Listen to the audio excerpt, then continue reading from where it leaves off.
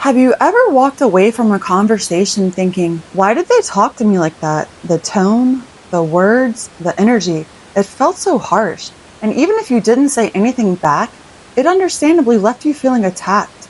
Maybe it left you second guessing yourself or wondering if you did something wrong. But what if their disrespect has nothing to do with you and everything to do with what they're carrying? In this video, we're going to explore why some people speak with such disrespect, even to people they love, and what it reveals about their inner world, how to protect your peace, especially if it's someone you deeply care about, and the common default ways we react to protect ourselves, but actually keep you stuck in the same painful cycles. Welcome to Shine with Sally, where healing begins by honoring your voice. Here's the truth that sets you free. Disrespect is a mirror of the disconnector, not the receiver.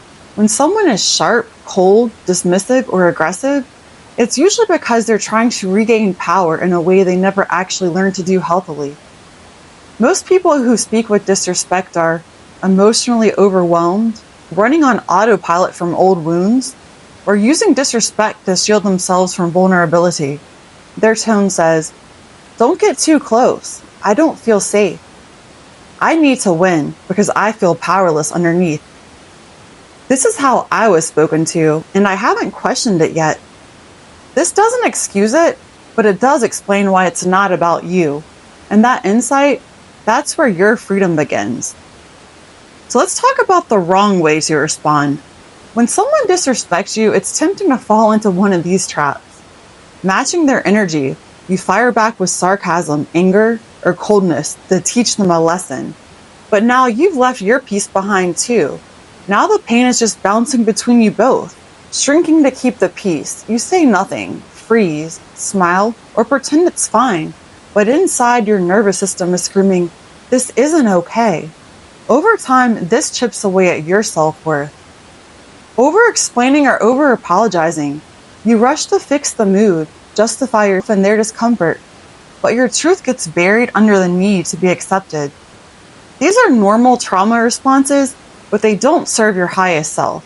So how do you handle it when it's coming from someone you love? Maybe a parent, a partner, a child, or a friend. Someone you want to stay connected to, but not at the cost of your dignity. Here's how you navigate that with self-honoring love. Stay grounded in your worth. Before you react, take a breath, drop into your body. Remind yourself, this energy isn't mine.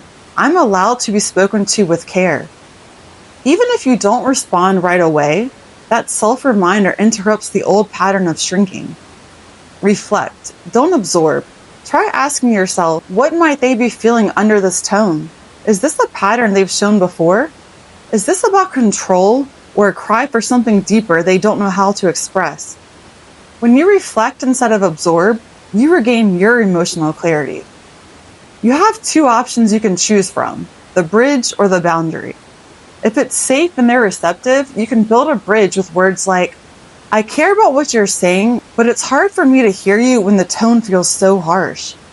Or, "I want to talk about this, but not like this. Let's take a break and come back to it." If they're not open or it keeps happening, that's when you gently hold a boundary. "I'm not okay with being spoken to like that. I'm going to take some space." You're not here to carry someone else's unprocessed emotions. You're not weak for walking away from a conversation that disrespects your spirit. And you are absolutely allowed to require tenderness, even in hard moments. So the next time someone speaks to you in a way that makes your chest tighten or your spirit shrink, remember, their tone is a mirror of their inner world, not a measure of my worth. Protect your peace, speak your truth with love, and never forget, you deserve to be spoken to with care. If you're learning to hold boundaries with love, hit subscribe. You don't have to do this alone. Keep shining.